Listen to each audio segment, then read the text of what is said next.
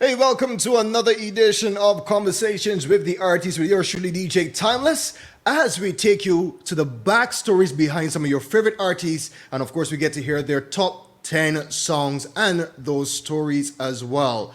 We take you to the beautiful island of Barbados, Bridgetown, Barbados, and we highlight this week one of the foundation members of soca music, calypso music in Barbados. Serious history we are talking about, and I think it is just best just to introduce that artist this week. And we produce and we show to you Mr. Gabby Carter, the mighty Gabby Carter. Hi. How are you Gabby, how are you doing, my doing, brother? sir? I am well. How are you? I am doing great. Great to have you right here in Conversations with the Artists. Now, Sir Gabby, let's talk about the name Gabby first of all. Where did that name Yes. come from? Well, I had three different reasons why I managed to get this name. One, I saw my first movie when I was about 12 years old, and all I could talk about after seeing it was this guy called Gabby Hayes. Not Gabby Haynes, but Gabby Hayes. He is. Okay. Excuse me. And for weeks, I was just talking about this guy because he was so funny. He was like a comedian. Time were to pass, and here I was milking a goat. And the goat that I was milking had a partner. It was a ewe and the ram. The ram's name was Gabby. And I thought that he was tied too far from me to give any trouble. In fact, I never saw him give any trouble anyway. Wow. But while I was milking the ewe, he just ran from underneath the tree he was standing under and bat me so hard, just lift me off the ground. Wow. So the boys started to tease me and say that Forbes, a man called Forbes, whom we called Forbes, but that named Gabby bat me and tried to tease me. So I didn't take them on. I gone to school some weeks later, and I'm in the class singing. So a teacher said to me, young man, if you don't want to learn, it is okay. But the other boys would like to learn. So that cacophony of noise you're making that you assume is singing, that is not singing. But if you want to communicate with the rest of us, you should learn the gift of gab. So I asked him, what is that, sir? He said, go and look it up in the dictionary. I looked up, it said, become a Gabby. And when I looked up the name, it said, talkative or eloquent speaker. I said, that sounds like me. And so many boys come back and they tease me with this Gabby thing. I say, look, don't stop it, God, that's my name. Don't play y'all, stop it, because they were teasing me to see how I react. But my reaction was the opposite of what they were expecting, which was like, I like it. So I keep saying it. And when they stopped, I said, nah, keep saying it. This is my name. I love this name. And I became Gabby from then. So when I started to sing now, they added the mighty onto it. It became Mighty Gabby. But in today's time, except for when my daughter put up stuff, she just put up Mighty Gabby. And I would say, but you, I never even recorded an album or anything like that. But the name Mighty Gabby has always been Gabby. But believe you me, that name has stuck with me from 12 years old to Wow. now. That's a serious a serious journey for with the name. Let's Yes. talk about music. What made you decide that music was the avenue for you? Well, I just love music from very early. I don't know why, what drove me there, but I remember there's a lady called Miss Walcott who happens to be Jerome Walcott, Senator Jerome Walcott, that's in the present government in Barbados right now, Yeah. his grandmother. She Oh, had wow. a gramophone, and she used to have these RCA records and all this thing, and Caribbean records, and she was playing all this music, and she was from Dominica. So she would play a lot of kind of French kind of music. I believe some of it even came from Haiti or Martinique or Guadeloupe or all three. And then she would play Lion, Tiller, uh, early Sparrow, early Melody, and I was fascinated. I said, "My God, these people could sing. I mean, like, how could they sing like that?" And even at first, I used to be fascinated at the fact that there's a voice coming out of that thing because I had never seen a recording before. It was like, Wow. how did men get inside of that thing to be what did they do to get in there, you know? And I could hear them again and again. So the whole fact of the music was just too much for me. I was just taken over by it. I was just bowled over by it. I was just caught in its web. I decided this is what I want to do. So prior to that, at 6 years old, 6 years old, I was um, drafted into the Chapman's Lane, Emerton Lane Choir, right? By a man called Seymour Bishop, who happened to be three of my siblings' uncle. My brother Arthur, my sister Marva, and my eldest brother, Gervie, or Gervais. Anyway, we went down to Kensington, and I um, sang in the choir. I always tell people that I had nothing to do with the win, but we actually won the village competition that year, Wow. right? And then from there, I started then to really be bit by the music buff. And in school, I wanted to be in the little school plays. I used to be hearing music all the time, but not music that I heard before. So I used to be wondering, what is that? And then I remember Eddie Grant told me he had a similar experience. I went up to a guy and I said, "You ever heard this song? Ba-dum, bam, ba-dum, bam, ba-dum, ba-dum, bam, ba-dum, bam, da-da, ba-bum, bam, ba-di-di-bi-di, bam, ba-dum, ba-dum." And I said, "That's stupidness. I never heard that so yet." I said, "Oh, so that mean I write that." So from then, I started to this writing thing. But the one that really got me going was a speech made by a former British Prime Minister called Harold Macmillan. He was in front of the mayor's office. The mayor at the time happens to be Mayor Motley's Prime Minister, Mayor Motley's grandfather. His name was Ernest Dighton Motley, but we used to call him Edie Motley. And those who were old enough would call him Rugged, right? Okay. Of course, I can't remember anybody call him that in front of his name, in front of his face, sorry. Face. Okay. But you know, but here was Harold Macmillan in front of the mayor's office because he was the mayor of Bridgetown. We had a mayor at that time.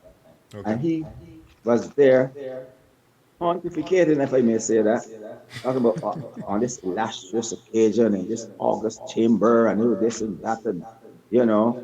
And meanwhile, the children are fainting because we didn't have any breakfast. So we out there early in the Wow. morning to meet him. We started out there about half hour before he came. And they got us in line and tell us don't talk and don't move and don't this and don't that. You imagine little children, 9, 10 years old, and you got them out in that sun, tell them don't move, don't talk, don't this, don't that. Yeah, Because this must be great rough. British um, Prime Minister is coming to speak to us. And then he come in with all these big words that only the teachers understood. And I got angry, so I walked home. When I walked home now, um, my mother asked me, "What are you doing home?" I told her what happened. My mother beat me and sent me back, you know. So Wow. I was so angry, right? So when I get to school now, the next day, Mr. Lane, Mr. Cossey Lane says to me, "Young man, please tell me that what I heard is not true." I said, "What's that, sir?" "That you walked out on the Queen's representative, on the Prime Minister of Great Britain, or mother country. Is that true or not?" I said, "Yes, it is." "No, no, no, no, no, no, you can't do that. You will write 25 lines saying, 'I must respect the Queen and her representatives at Wow. all times.'" So I said, "Okay, sir." I went home. I wrote 50. So when I got to him, I learned a new word that day. He read and he looked and looked and he said, "Oh, I see. So you're trying to prove that these lines meant nothing to you. I told you 25, you wrote 50, yeah?" That is called insubordination. So what I'm going to do is give you 100 lines now Wow. to bring back to me tomorrow. Well, I write and my mother look over and she says, Tony, what's that you're there writing? And look, of course, yeah, the same thing over and over. I told her, have an all or Moby Dick. And she told me I was wasting out her book, that she had to pay for that book.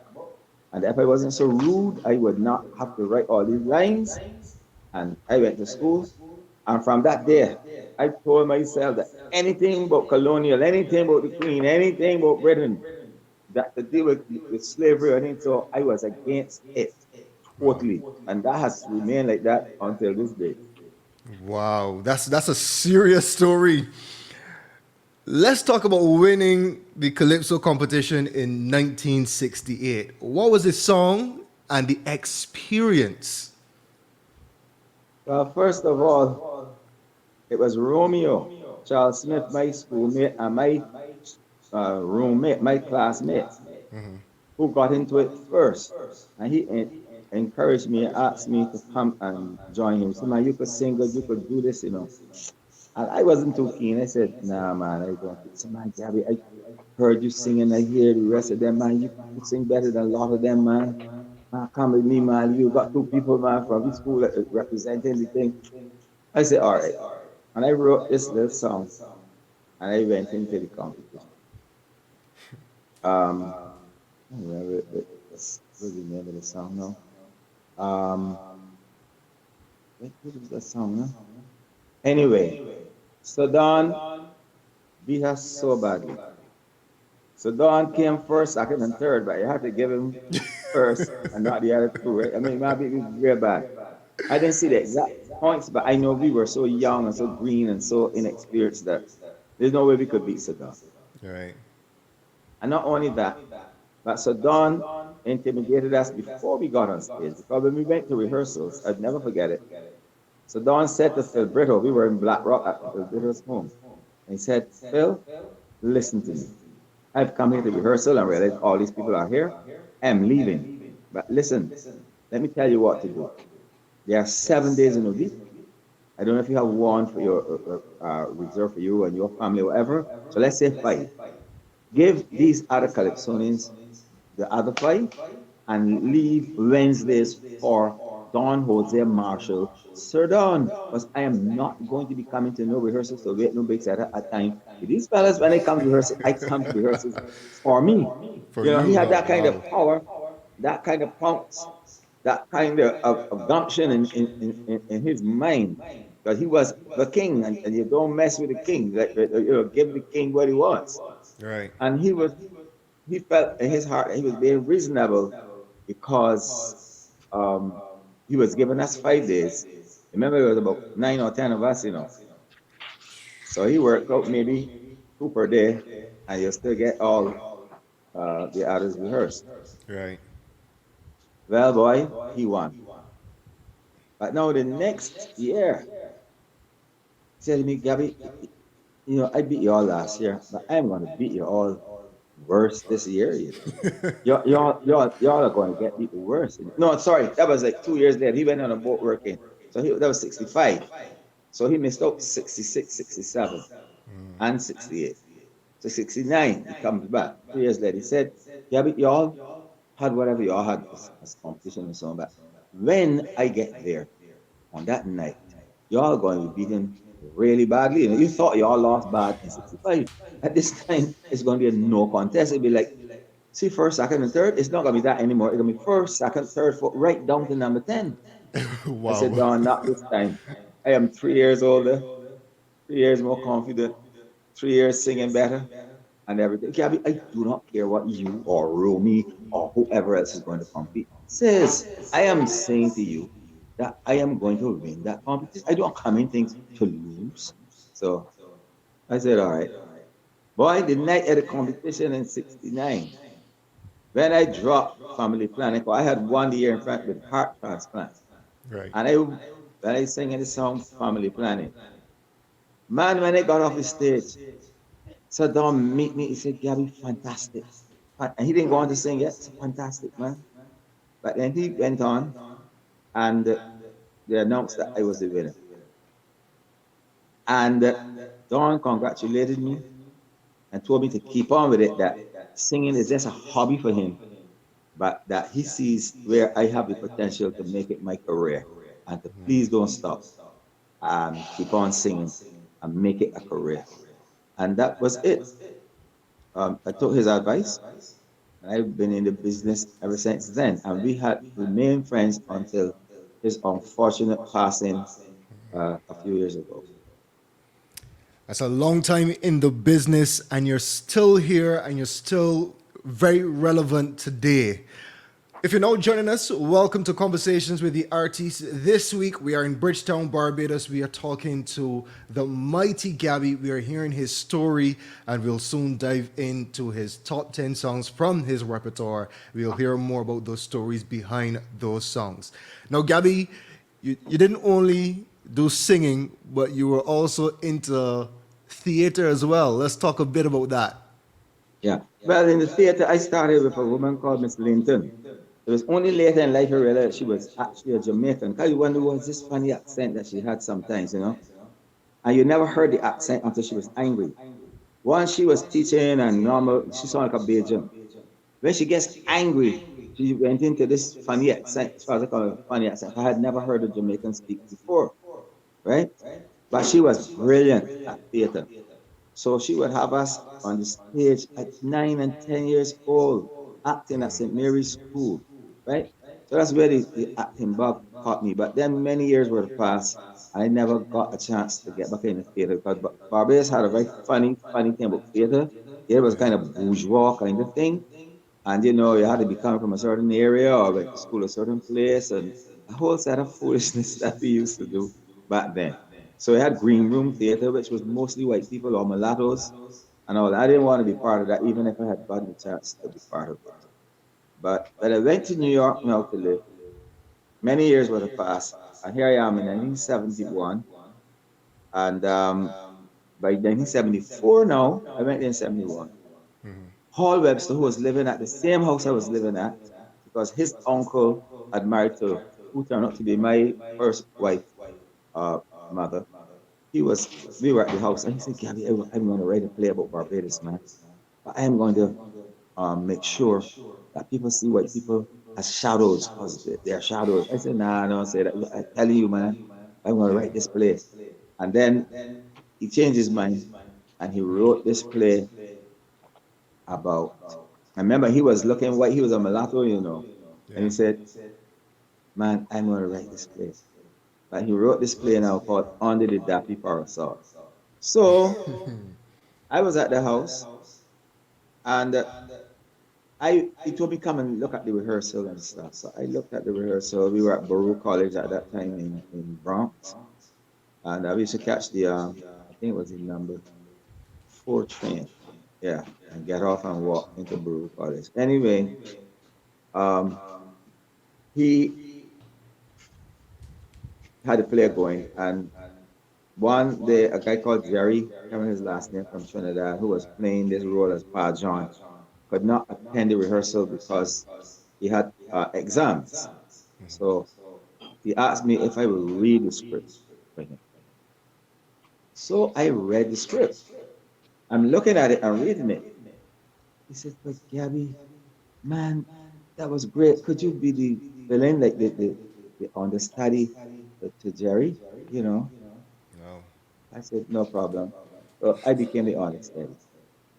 But then now, again, Jerry, something, and he couldn't make it. Excuse me. So Jerry decided, man, Paul, I can't make it. I can't make it. So Paul getting frustrated because it's near time for the play to open.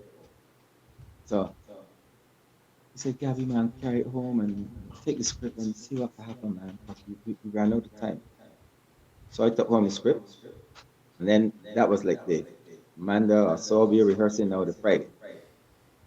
So Paul script's out. So I said, Gabby, where's your script? I said, I don't need it. Gabby, you need the script. How are you going to know what's the cues? How this? I said, I got everything covered. Wow. No. I said, Paul, I don't only know my part, I know every part in this play. That's impossible. Man, it took me 2 years to write this play. And I'm telling you, Gabby, man, if you knew they didn't want to help, man, you could have said they would get somebody else. And this and that he talked to. When it came to my part, and I got Paul mouth open wide, he said, Gabby, Gabby, would you play the part? Would you play? Because I'm going to call Jerry now. And when he called Jerry, Jerry was actually at school. Jerry came to at the same Baruch College. Jerry said, oh, God, thank you. I didn't know how to tell you, man, but I could continue with this thing like that, man.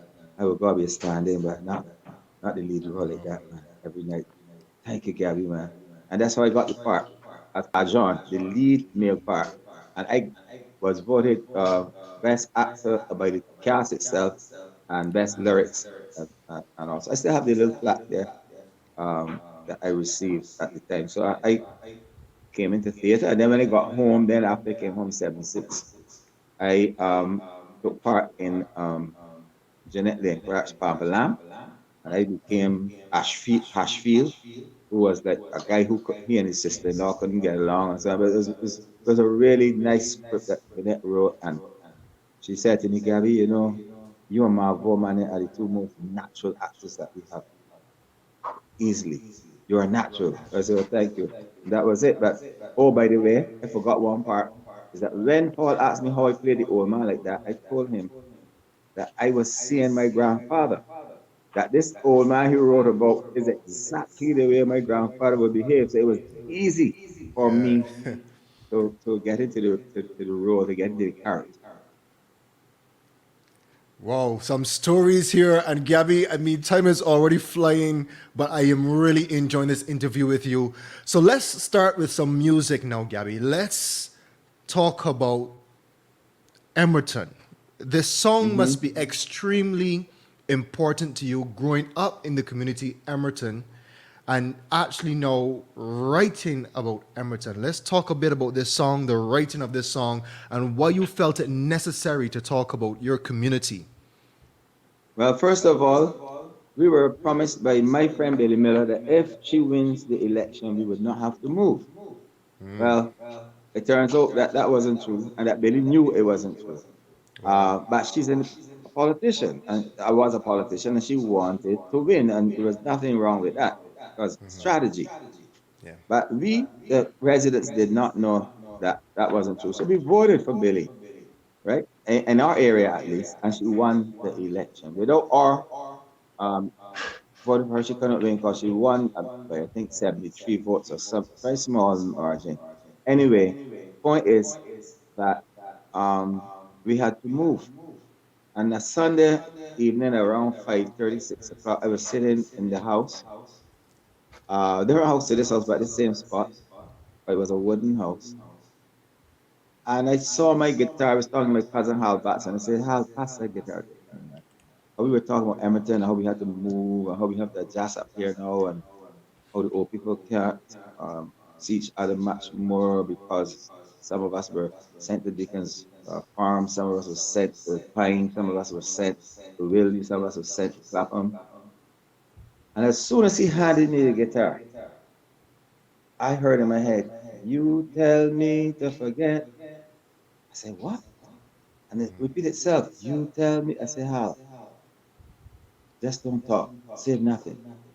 And in 10 minutes, I wrote that song. It was like it was like if a spiritual feeling had hit me and I had to deliver it out. You know that this thing was in, I got to bring it out. And of course, I didn't have no tape recorder or no nothing like that. So I sang it over and I sang it over and it cemented in my head. And then I went somewhere to sing.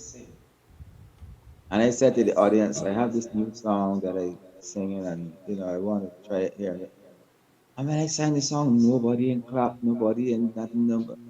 When it came off stage, a man said, Gabby, that's a great song, boy. I said, but nobody in clap. He said, clap? We were too moved to clap, man. Man, I was like, but man, Gabby, you gotta record that, man. But it took me a lot of years after that to record it because that song was recorded sometime in the 80s or early 90s. I don't ever remember when I record songs, but that one then was voted the greatest song in the history of music in Barbados. Not just for the decade, it won the decade, and then it won greatest song ever in the history of music. And I never thought it would last that long, go that long. It was just me expressing my feeling and emotion about the area in which I was born. And that's, in a nutshell, the story of this song, Hamilton. Let's take a listen.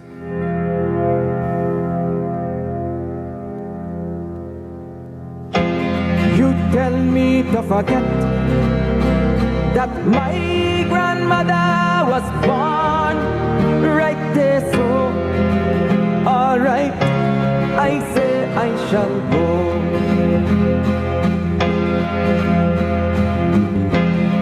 You tell me to forget, it is there I want my own children to grow. Alright, I say I shall go.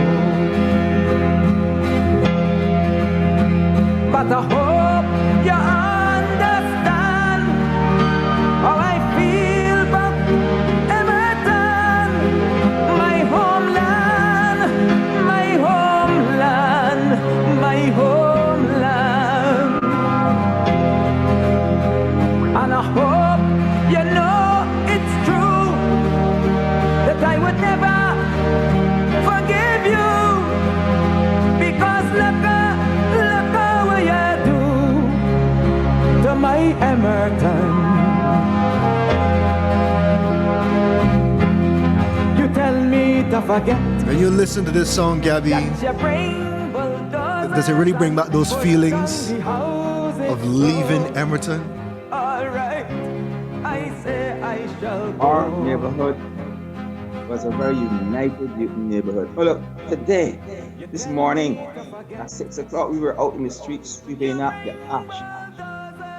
And the vast majority of the people who were sweeping were people who were either born in Edmonton or whose children were born in Edmonton or both. And we had a few other neighbors who have now become part of our community, a very deep part, that were there sweeping along with us. And it felt so good. And I said, this is exactly what would have happened in Edmonton. Here we are, everybody's complaining about the dust and the ash and the this and the that, and we are out there sweeping so that our neighborhood will have less dust. And we had 5 hoses. So each time you go down the street and you get near to some spot, you will be able to use that hose and be able to let down the place so it wouldn't be that bad, and take the shovels and you take the palm cart and you take the brooms and everything and make the neighborhood more livable, at least where this dust is concerned or this ash is concerned. Does this song make you cry though? I mean, because, like you said, the way you felt about Emerton, and the way how you sang the song, and every time you sing this song, we can feel you. Does it ever make you cry? No. What happens sometimes is when I leave the stage, the tears would come. Wow. But while I'm singing it, no, because then the notes and stuff wouldn't come up clear. I guess that's like God saying, well, we're gonna sing this song. But when you finish, is what is happening in the audience is going to also happen to you. Right. So many times, the many times that I've sung that song, that's what happens. But I can give you a story. My friend Robin, whom you all know very well as Rihanna, she was singing this song in Canada, playing guitar and singing. Some people don't know she plays guitar. Wow. So she was singing, and she talked about it before she sang it. And when she got to the part about, I hope you understand how I feel about Hamilton, she broke down and was not able to complete the song. But up to when they declared the road open for her, Rihanna Drive, I was there on her track. She got a track with drinks and this and that and food and everything. And she said, Gabby, you know I still sing Hamilton. I said, really? She said, yes, Gabby. When we traveling or when we this and that, and we in the room or the hotel, whatever, I sing Hamilton. I love that song. I said, oh, Robin, thank you. You know, because she is such a nice human being. I can't even describe her. It doesn't make sense because there's no way to describe her. So her success and thing is so deserving. And she is such a generous person that not even one tenth of the things that she does, she ever puts it in the paper or wants it put in any paper or any television or any radio or anything like that, any kind of press or social media. She would put things to make people laugh in the social media, but the serious things that she does for our country or for individuals, she would never mention. She reminds me so much of Eddie Grant in that regard. You know, they're two fine, fine, fine human beings. And everybody knows that Eddie Grant is my heart. Right? We're gonna soon talk about Eddie Grant, but let's go back to '85 with this next song, "Cadavers." Now, there's some history with this song. You want to tell us a bit about this song?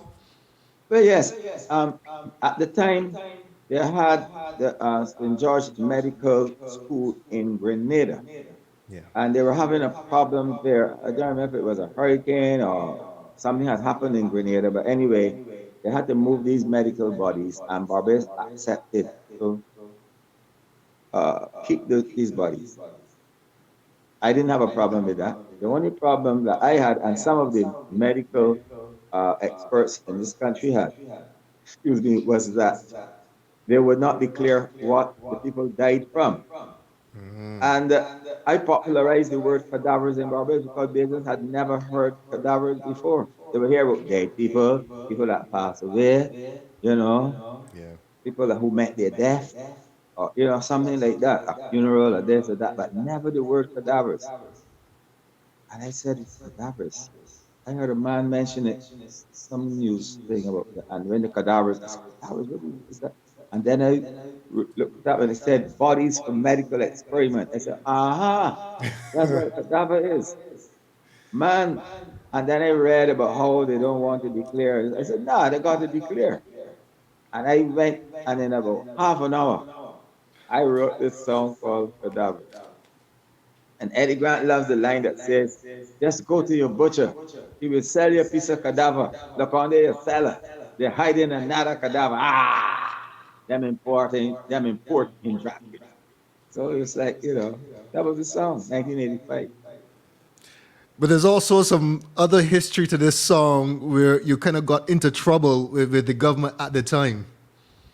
Well, yes, in a sense, but that was a regular. Because remember, I had already had Lizzie Band, Jack,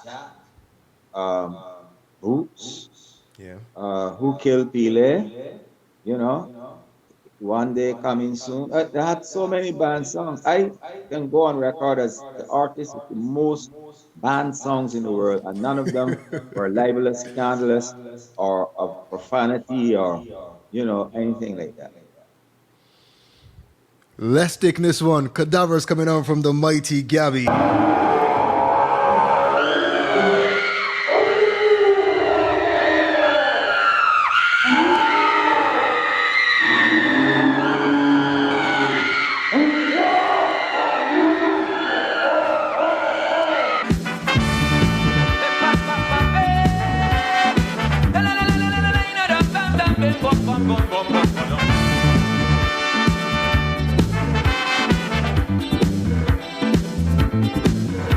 Barbados is a big joke to them big boys in the big tie and coat.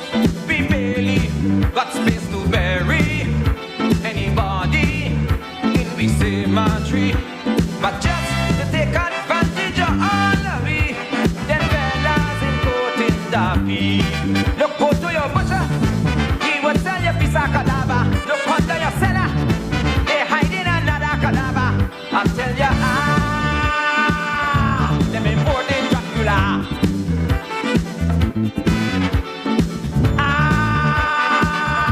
Them importing Dracula. The injections that they giving got people fainting. In the casualty, the prescriptions that they serving got people wishing they were dead already. These bold-faced murderers killing just for so. Tell them Gabby say they must go. Look, go to your butcher, he will sell you a piece of cadaver. Look under your cellar, they hide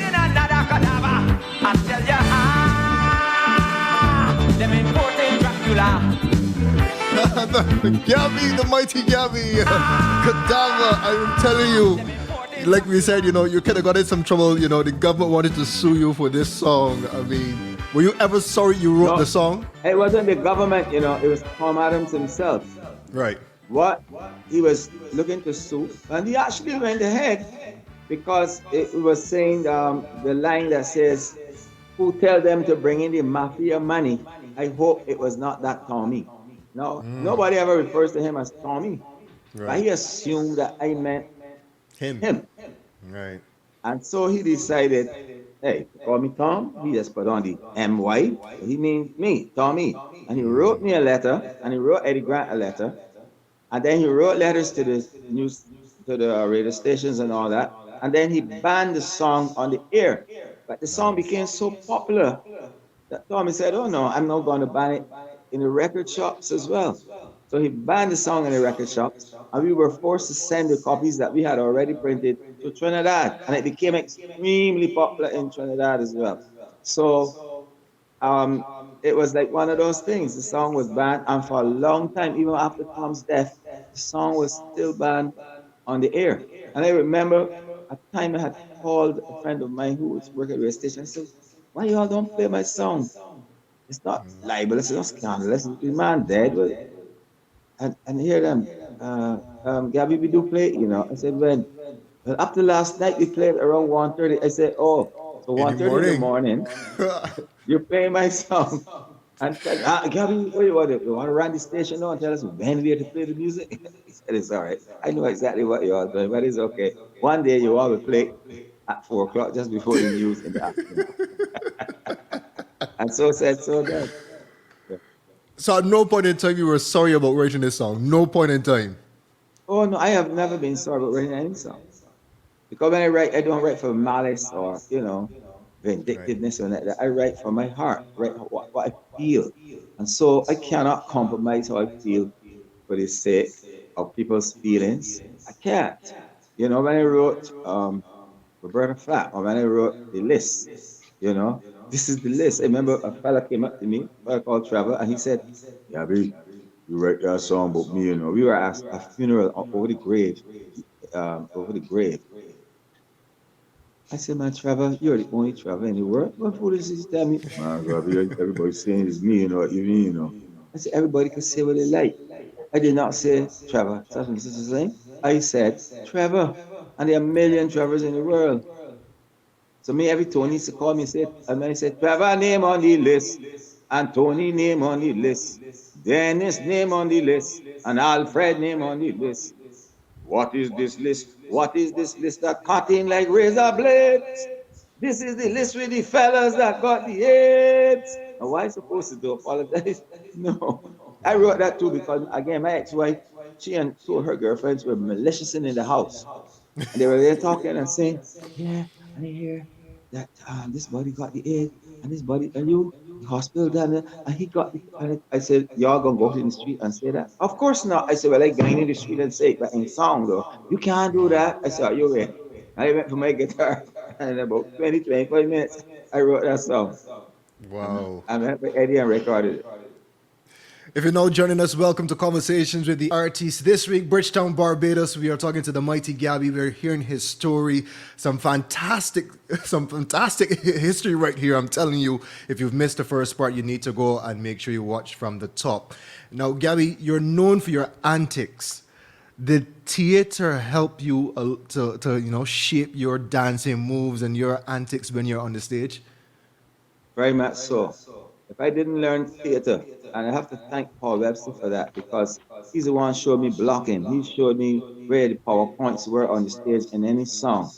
And I mean, I had all the microphone technique and all that already, but like how to utilize and maximize a performance.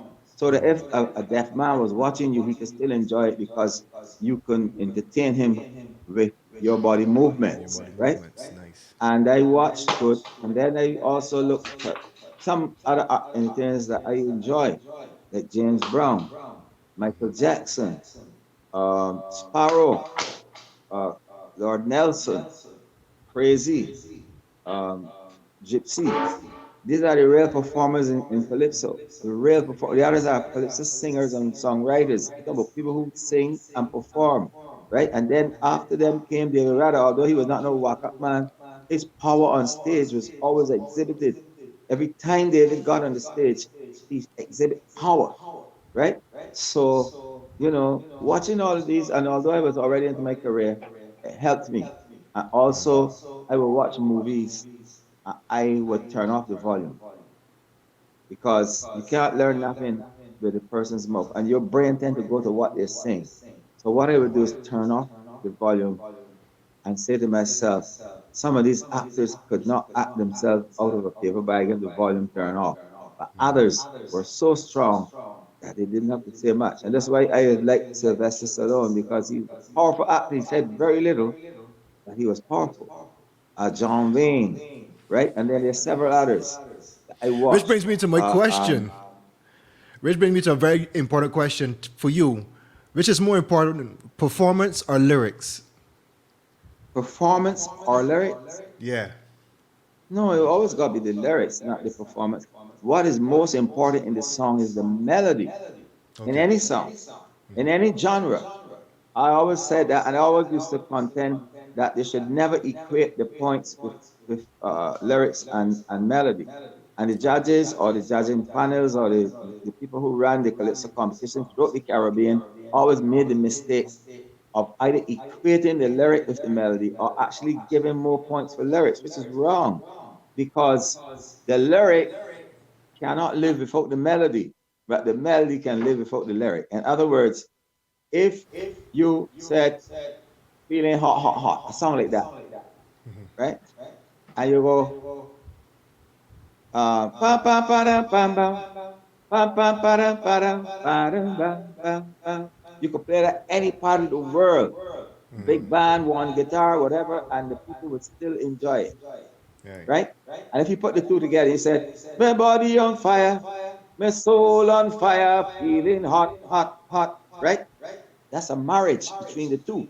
But Yeah. nobody in the world will walk around and say, my body on fire, my soul on fire, feeling hot, hot, hot. Because they will send for the people at Bellevue or wherever the hospital name quickly and get you some treatment because you'll be going nuts, you'll be mad, you'll be crazy, you'll be a psycho case, right? Yeah. Needing uh, psychiatric help. Yeah. Let's move into the next song. Let's go to Boots. Let's talk about a bit about this. You cannot, even to this day, any fete, any party, and you need to kickstart the party, guaranteed that you can play Boots and the entire party is going to be action. Let's talk a bit about this song, writing this song, and also the feeling knowing that this song is still very popular and it is a party starter as well. Yes, that part amazed me that after all these years, it's still, I went to Trinidad and in the middle of Carnival, every single year, they play two songs, Boots and Dr. Cassandra. But Boots would always like say, start the party, start the dancing. And I was like, jeez. I got a call from my friend Kamal Brathwaite, who is now deceased, our greatest poet.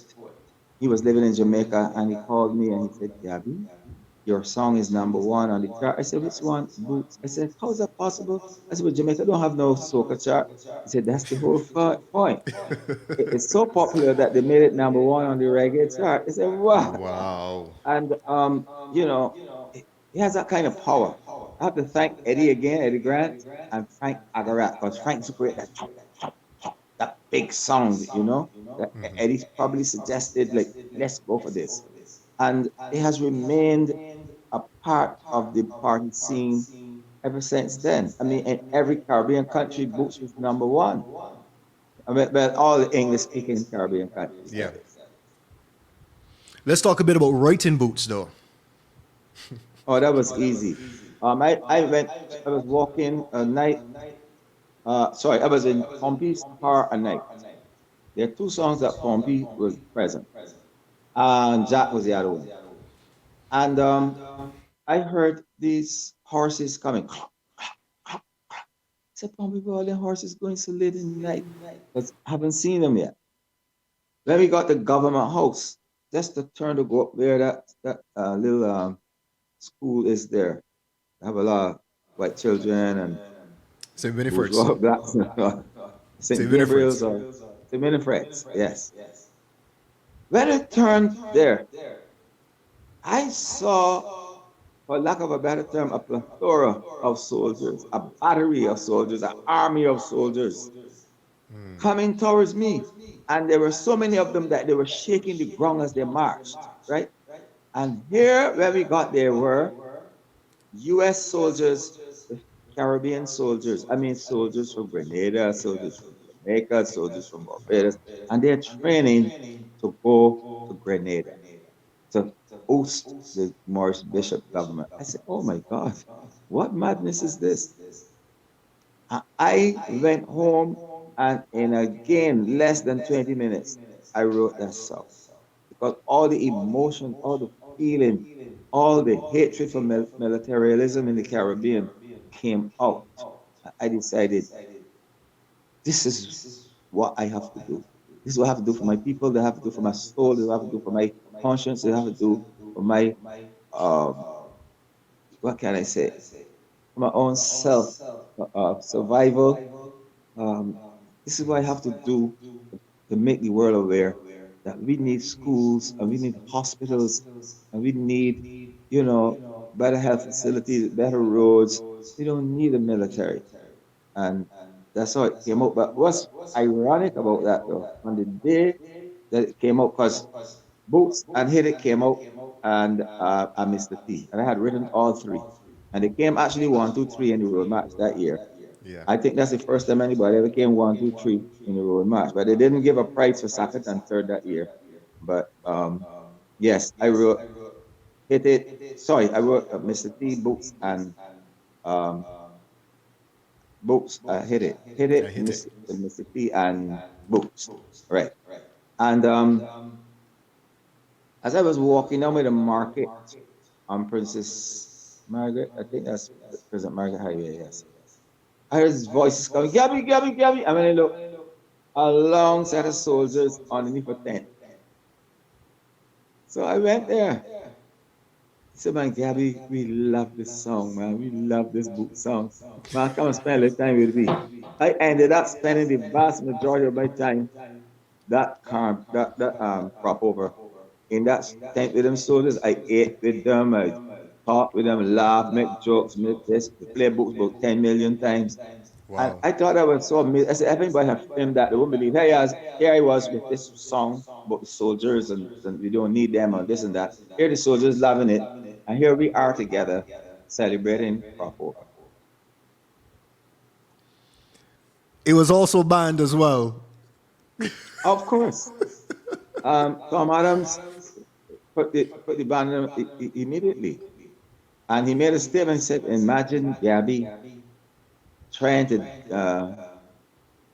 give our wonderful military personnel a bad name, and as though there's something wrong with our soldiers or with us protecting ourselves. And ourselves from who? Who we expect to invade us? There's nobody that's going to invade us. So his argument was null and void as far as I was concerned. But it didn't stop the radio stations from banning the song. They banned it. Well, let's take in Boots coming on from the Mighty Gabby. Left, right, in the government boots, the government boots. Left, right, in the government boots, the government boots.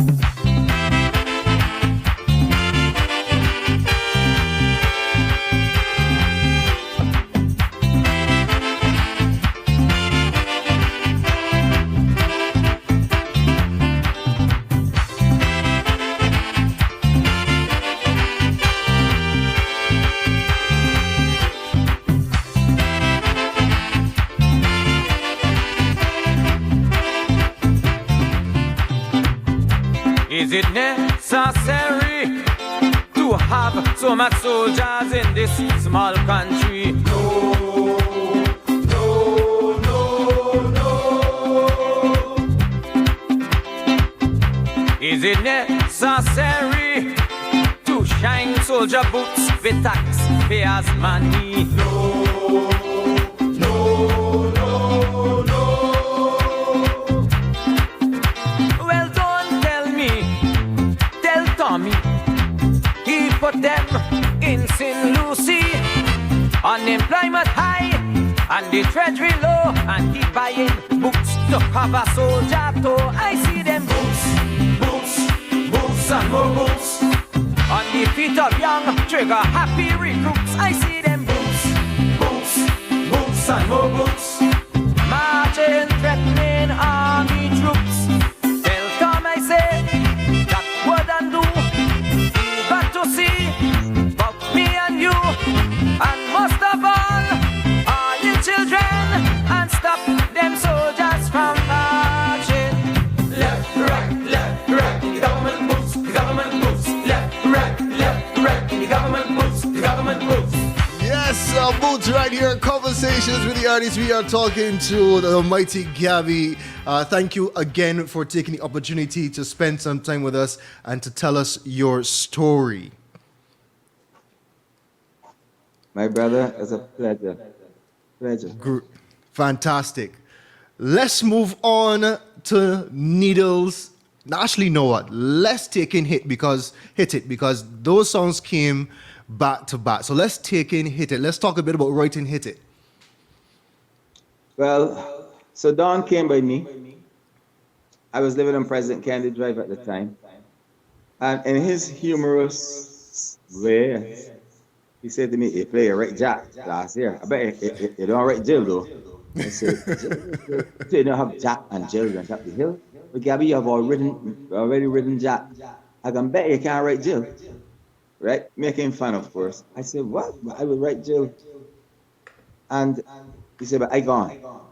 So he was working at a place called Modern Living at the time. He was the manager there of a store that sells primarily furniture. And that's about 7 to 8 minutes drive from my house on a clear day. With a little bit of traffic, could take 8, 9, 10, 12, 15 minutes at the most. So I called his office, and he had a secretary called Pat. I cannot remember her last name. I said, "Pat, tell Don I want to speak to him," because I assumed he had gotten there. She said, "Yes, look, he's downstairs parking the car." That car park was exactly where Earl Barrow's statue is right now. Okay. So she said, "You want to call back? You want to hold?" I said, "You want to hold on." He came to the phone. "Gabby, what is the problem? I just left by your house 12 minutes ago." I said, "Don, I have already written Jill." "So what Jill?" I said, "No, you tell me that. Ask me if I can write Jill, or you telling me to write Jill. I have written Jill." I said, "Gabby, you are a bastard liar. I'm coming back there now." And he drove and came back to my house. I don't know if he went by helicopter or what, but I know it didn't take him no 12 minutes to get to me. Wow. When he got back there, he said, "Gabby, where is this thing that you talking about how you write and all this bullshit?" I said, "Don, look at here. Look at the lyrics." He said, "Well, the lyrics look pretty good to me. You have any kind of melody at all?" It started in melody. I said, "Don, I finished the whole song. I got the melody, lyrics, everything. Sing it then." And I sang it. Don looked at me and he said, "Let me tell you something. I want to tell you something, okay? And you must remember this for the rest of your life. You know how you have maniacs?" I said, "Yeah." "What does maniac mean, Gabby?" I said, "You're crazy." He said, "Well, you are a composer, Gabby. Nobody cannot do this in the world." I gone, man. That was how Don greeted me and congratulated me on that song. Wow. That's some serious history right here. Conversations with the artists. Let's take in Hit It coming on from the Mighty Gabby.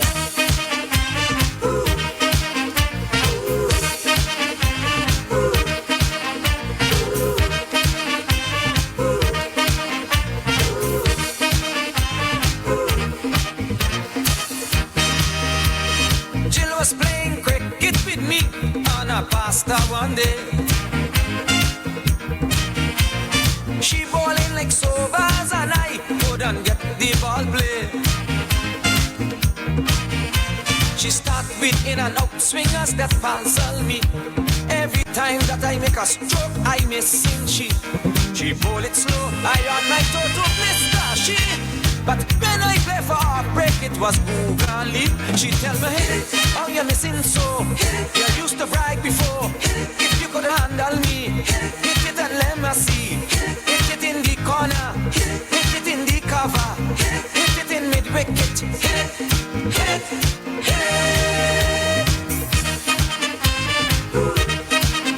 Let's talk about the double entendre in this song.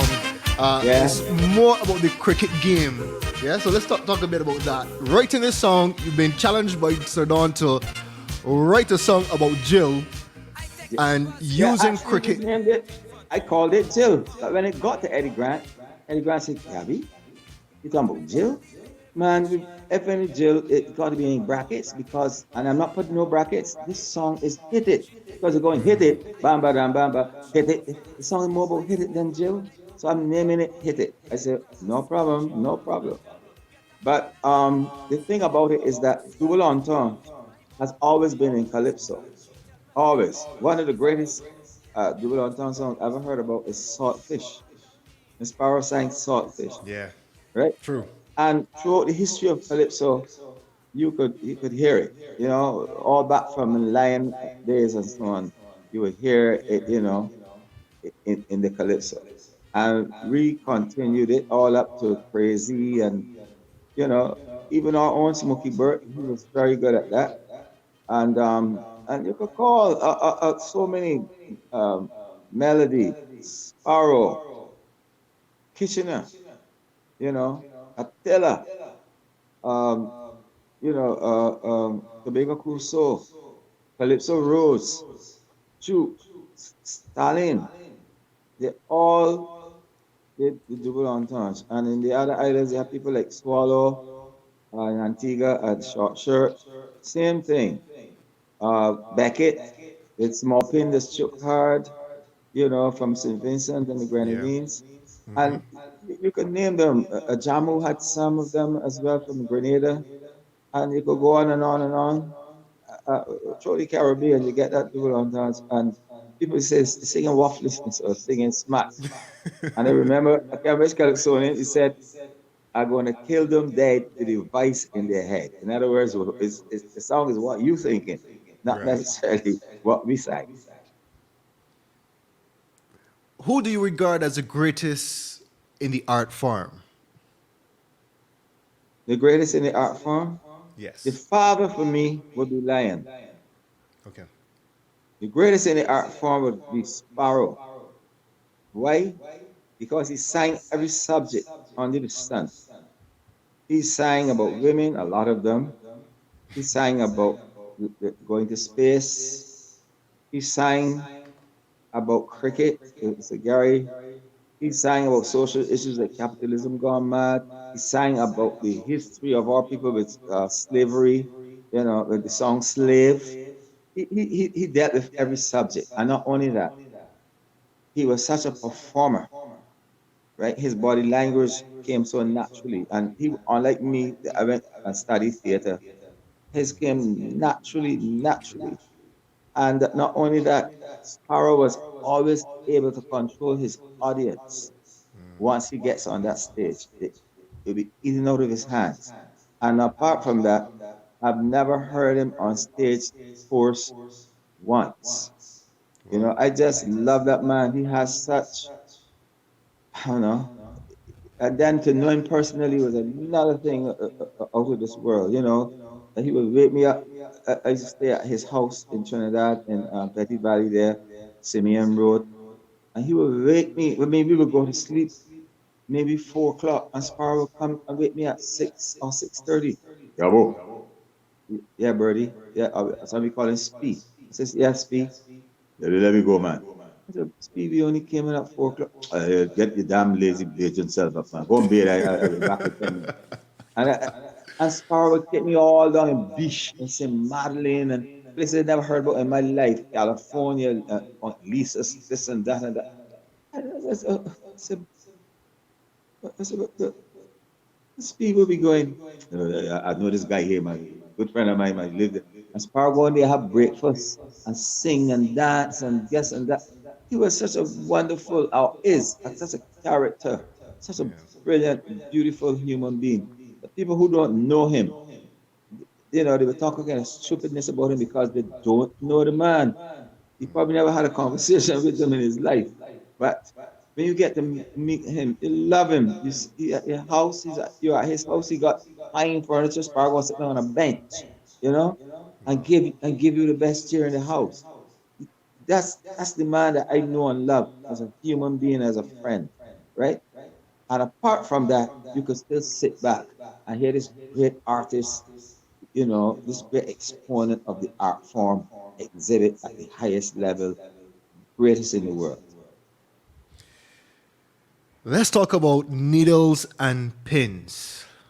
I was very curious when you entered the song into your list, so I want to hear the story. Well, the truth is, right, that that was a figment of my imagination, but at the same time, a lot of people thought it was an actual happening. And I remember when I wrote that in New York, and I brought it to Barbados with me in '76, and I sang it. And a man met me and said, "Man, Gabby, man, you mashing up my life, man." I said, "How? Man, you sing this song about how the girlfriend and the wife fighting, and said, man, you got me no war with my girlfriend, man." I say, "You got a girlfriend? You got a wife?" "Yeah, man, but the man, that's the Bayesian thing, things go, man, Gabby, man. You got me in trouble here with this song, man." I said, "Just look at it as a song, man. I can't do that, man. My wife look this song bad, man, and say how your wife beat the girlfriend and this and that, man. Gabby, man, you gotta stop these kind of things, man." I said, "It's just a song, So it became extremely popular, and it became really the first song I ever sang and recorded that was actually popular across the Barbados. Let's take a listen. Needles and pins.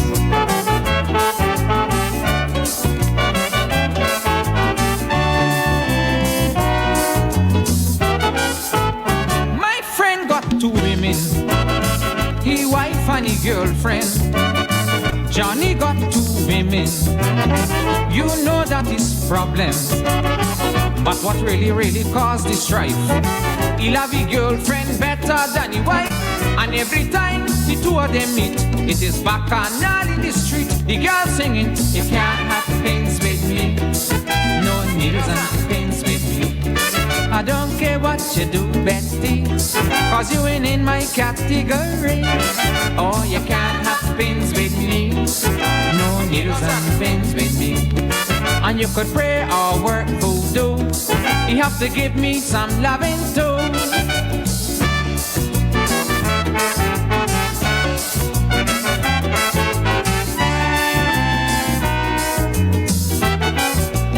Yeah, we could spend a lot of time playing these songs, but the time is getting really short. Yeah. You've won 7 crowns so far. I don't know if you're going to enter competition again. Are you? Are you interested in competition? Not interested at all, and I won 9 crowns. 9, sorry. Yes, 9. Everybody Yes. keep saying the 7th thing because they keep ignoring 2 crowns, and one of them was the greatest crown I ever won, which was the King of Kings crown. Because to enter that competition, first of all, you had to have won some crown, whether it be a road march crown or the National Calypso Competition crown. One. Secondly, you have to be singing the song you think is the best song you have, right? And thirdly, you have to sing a brand new independent song. So it's the toughest competition I've ever been into. Wow. And I won that competition, hands down, if I may say so. And I don't know, every time they count, they miscount. But let me tell you what it was. 1968, 1969, I hope I remember all the years. Right. 1976, 1985, yeah, 1988, 89, 91, I think. And then I won 2000, 2010 was the last one that I won. Yeah, I might have been 2010, missing yeah. out something. And then remember right? That also, if you counting road marches and things, which me and Bag one the most, really. Then Edwin Yearwood and Prosper Square One came, and I have to admit this, and I don't care if we get back to me or not, and these are my friends. But then they started marketing the road marches so that people like yourself, DJs, they would get them to play their songs and pushing on the radio and pushing on this and buying advertising time and all that. I never did anything like that in my life, right? And never. I always felt put the song out there. If the people love it, they would play and it would emerge. And then they started going where the bands would play only their songs.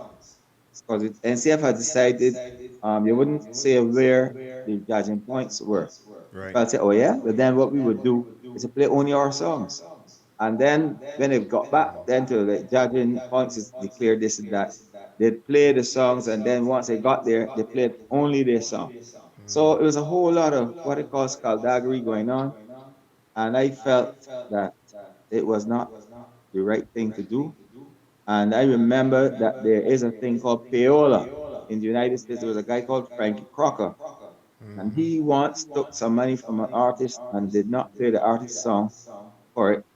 And he went to jail for about 5 years or so for payola, Payola, right? yeah. In other words, for taking money from artists to play their songs. I don't believe in anything like that.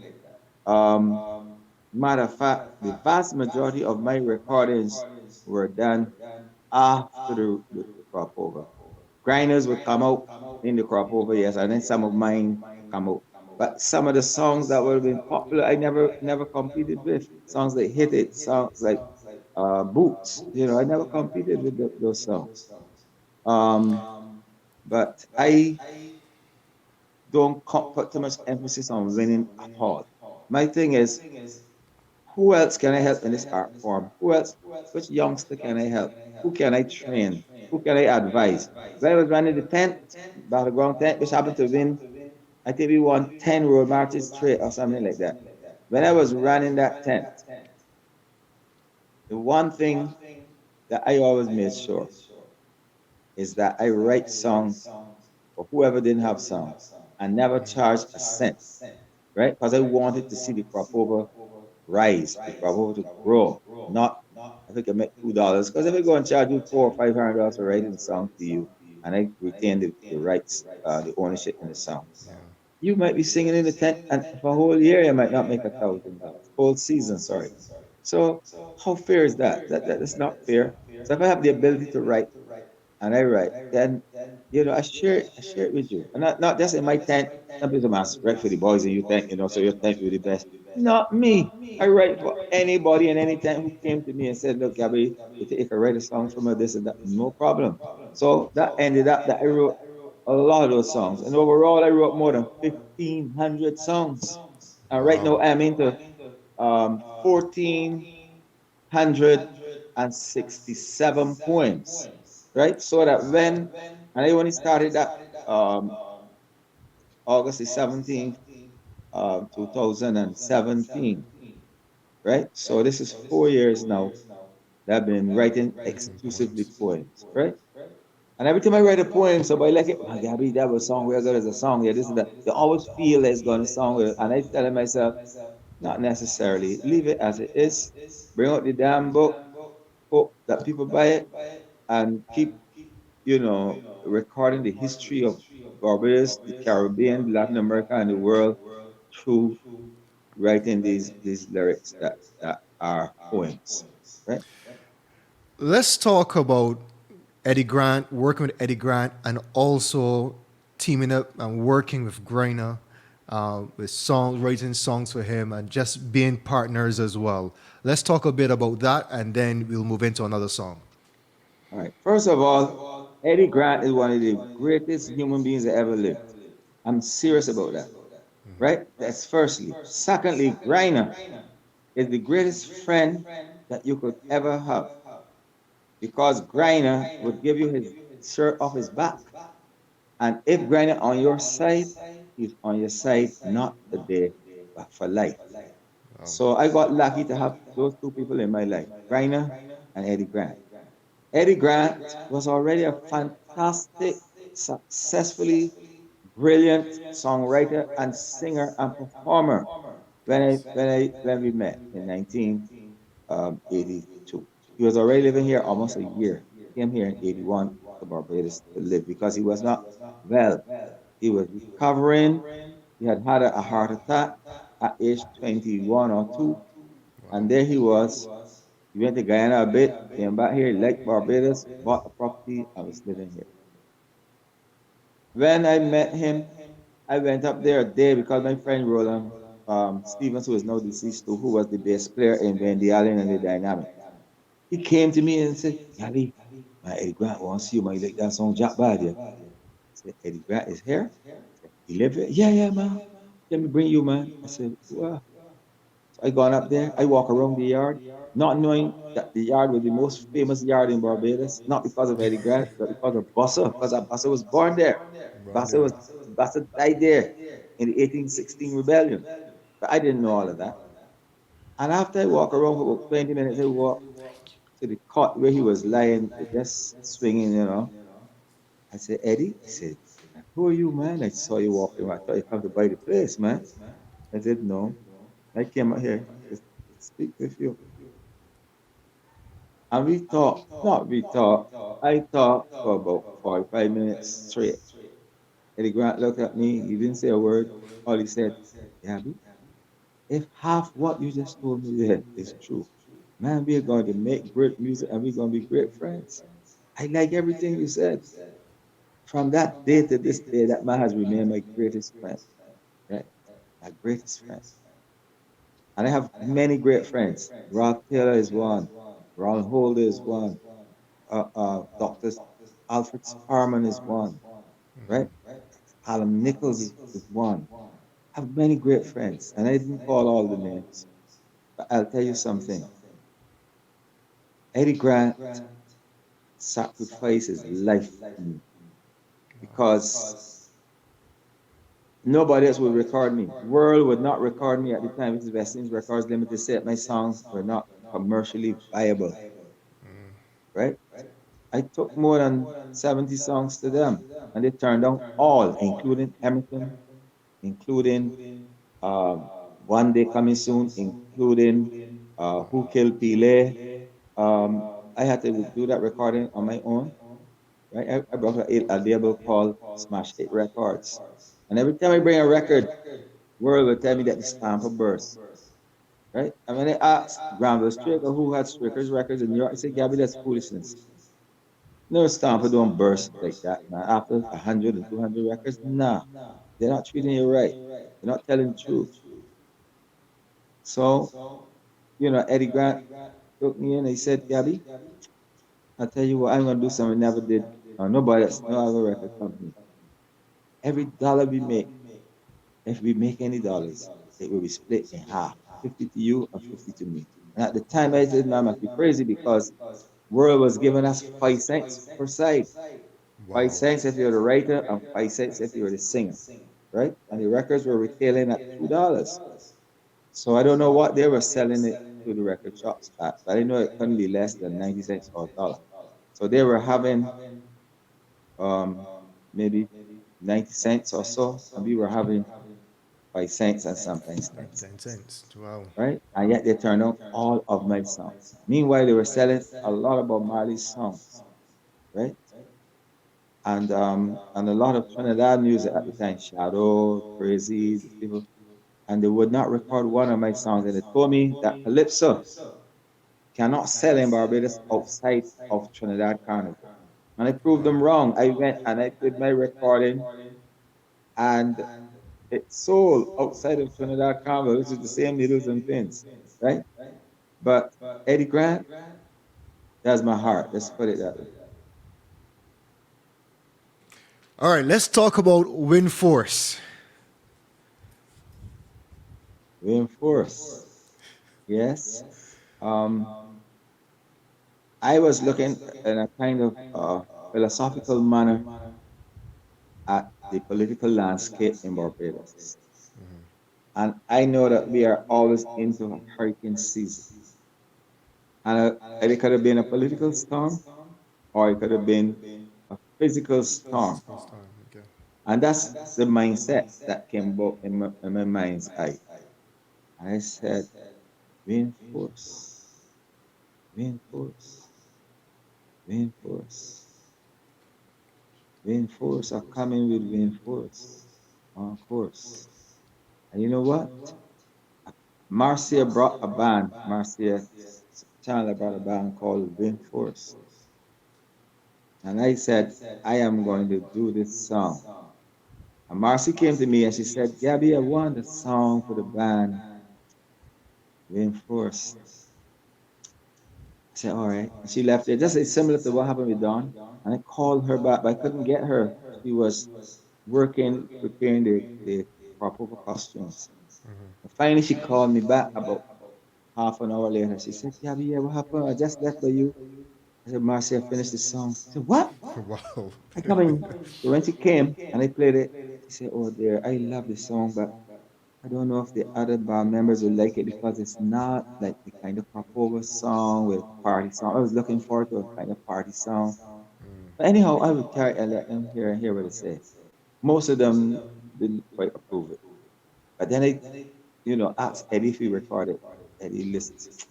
Yeah, but sorry. All right, we'll do that one. But we're busy doing other stuff. Man, then we put the song there.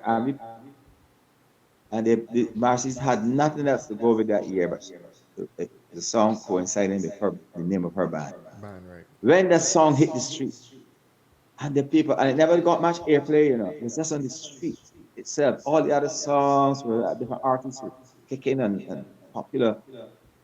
When Reinforce hit the street with the quality recording that we got, and the lyrics and the melody, Reinforce are coming with Reinforce. On course, I don't wanna boast. Hot like volcano on fire, biting like a mean vampire, jumping in the band, raising flag in the hand. It's been force taking over the land. Jump in the band, woman and man. Raise your flag and shake your pampalam. Vein force taking over the land. Let me tell you, to see the vein force and to see the lights and the this and that and the color and excitement of that band was brilliant. Let's take a listen.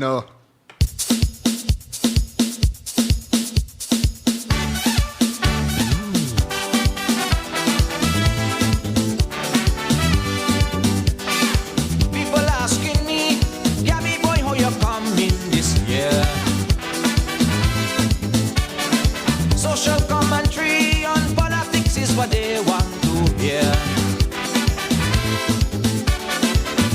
I tell them I'm serving up some of that at another time, in another hat.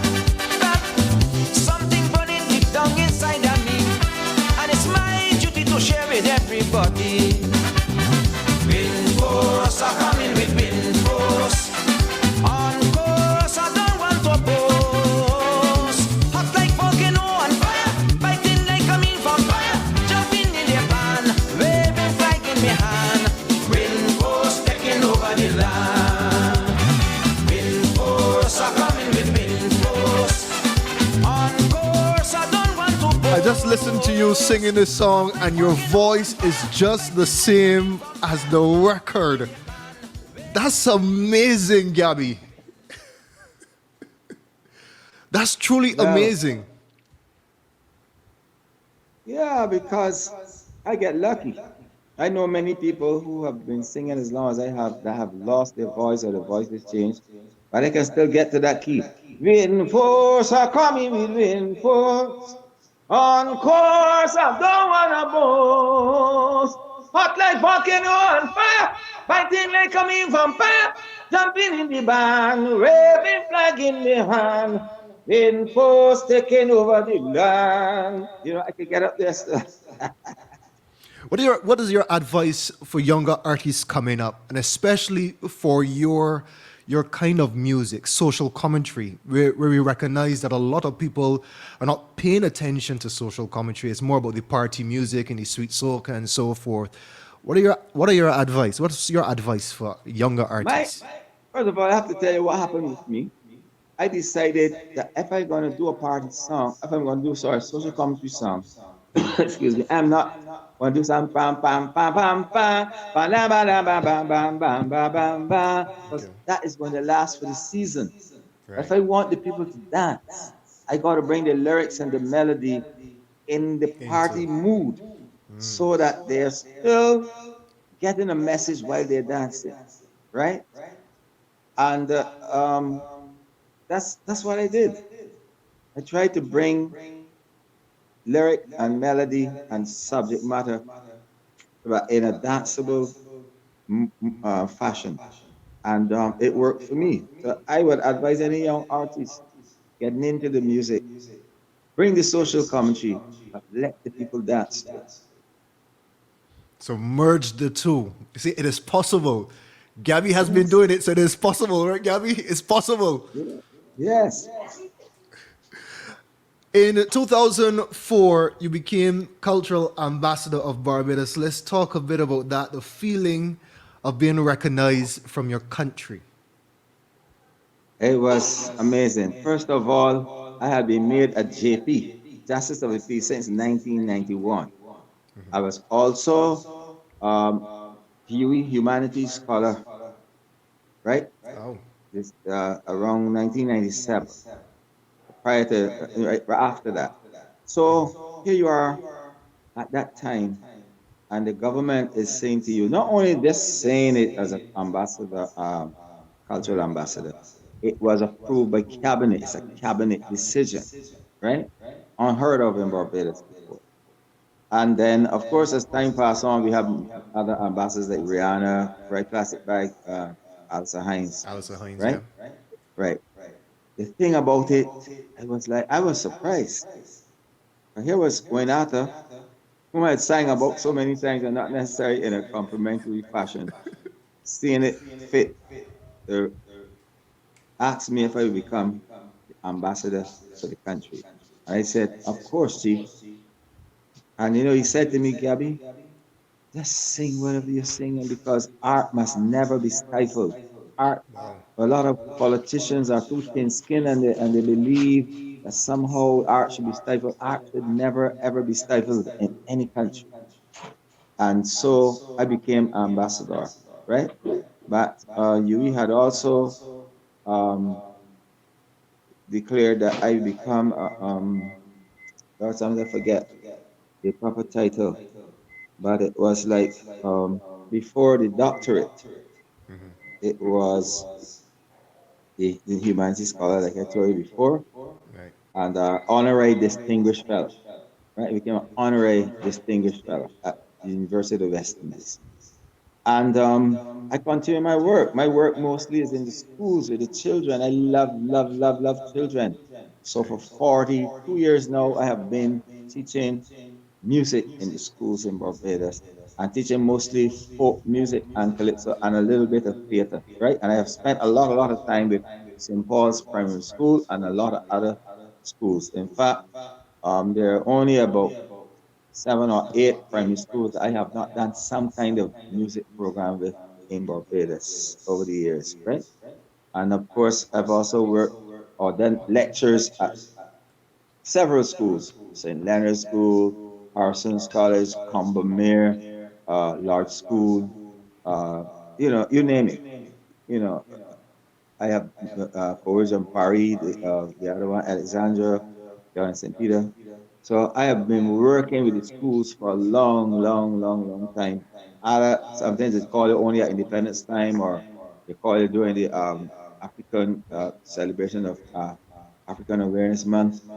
But regardless, always go to these schools and do some kind of presentations. And it's just a lecture, and it's a lecture and performance.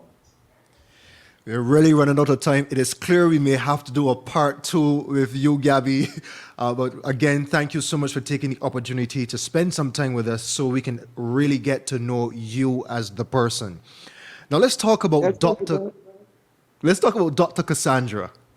yeah. It was Let's talk. amazing. That came before my doctorate. And, and I want to jump a little bit. And then our present Prime Minister spoke with me and he said, Gabby, would you accept um, a national honor. So I didn't know what this national honor was about. I thought it was like, oh, like I also received the Barbados Service Star. So I Right. thought it was something like that, and the highest one in that or whatever it was. But she said, no, I created something new. I'm not going to tell you. And then someone else from the Prime Minister's office called me, said, Gabby, we are having um, this new position that is our highest national honor, Right. and it will replace the SIR. But if you want, you can still accept the SIR. So which one do you want? Do you want uh, most honorable, or do you want to be referred to as Sir. Sir? I Right. said, I want most honorable because I am not that colonial to be accepting no Sir when I know where it's coming from and the history of it. So, no, I admire those who take it, and a lot of them are my personal friends, but on a personal level,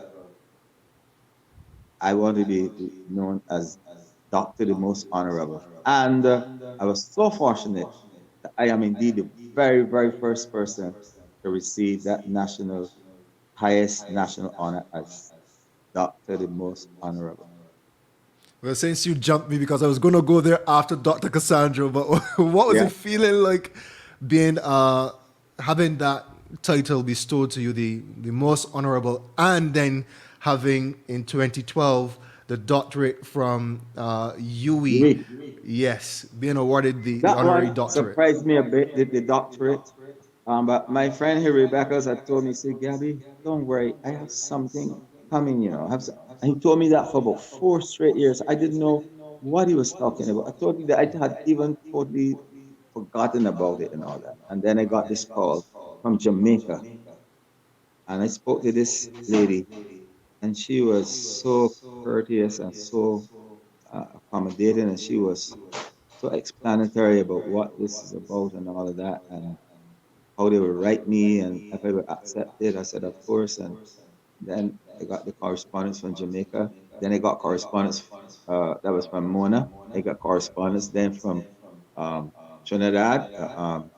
And then I got correspondence from Barbados. So it was like all three campuses had written to me, um, asking and confirming at the same time that I would accept the doctorate from the University of West Indies. So that was that. And bear in mind that prior to that, I went to Africa and was made an African chief. So my chieftain name in Nigeria, or the Yoruba tribe, is Chief Omowali, and it means our son has returned to us. So I've also been honored by the African chief. That must you must feel really proud with your accomplishments over the years. Yes, thank you. I really do. I sometimes I look around and I say, me, like being honored by the houses, Boston, uh, House of Representatives, by the New York State Senate, by the Yes. Cuban government, by the Venezuelan government. Oh my God, by the Grenada Broadcasting Association, it's like, wow, I just feel humbled by that. And then to have great friends like Sir Harry Beckles and my dear friend too, real close friend too, is Dr. Ralph Gonzalez, the Prime Minister of St. Vincent and the Grenadines. And it hurts my heart what St. Vincent is going through at the moment, but I know they're going to rise. St. Vincentians are strong people. Don't get mixed up with that. Right? They're going to rise and become even more successful than wherever they are right now, politically, socially, morally, physically, infrastructure wise. It, it, that's a country that I love, love, love, love. I love the whole Caribbean. If you ask me what's my favorite places outside of Barbados, I would say St. Vincent and Guyana. Gabby, it has been an honor spending this time with you. We are out of time. It's clear we will have to do a part two, our conversations with the artists with you. But thank you so much for taking the time out to spend this hour and a half with us right here and sharing your story. Thank you very much. I hope you got at least 10 seconds of Dr. Cassandra. Yes, for sure. We have to play it. We have to play it. So, on that note, like I said, thank you so much for to you, sir. It has been a pleasure. And for you watching, thank you so much for spending the time with us right here on Conversations with the Artists. My brother, thank you for inviting me and for taking your time to ask really important questions. And also, I want to thank the audience who tuned in, all the people who joined us on this meeting. And, I hope that at some point in the future we can continue, you know. And I wish all the young artists all the best in the Caribbean. I know they've seen a tough time with this COVID shut down and all this volcano and all that, but I love them and I want them to continue to get to gain success and furthermore to carry the music even much further than me or anybody before me ever took it. Thank you so much. You're welcome.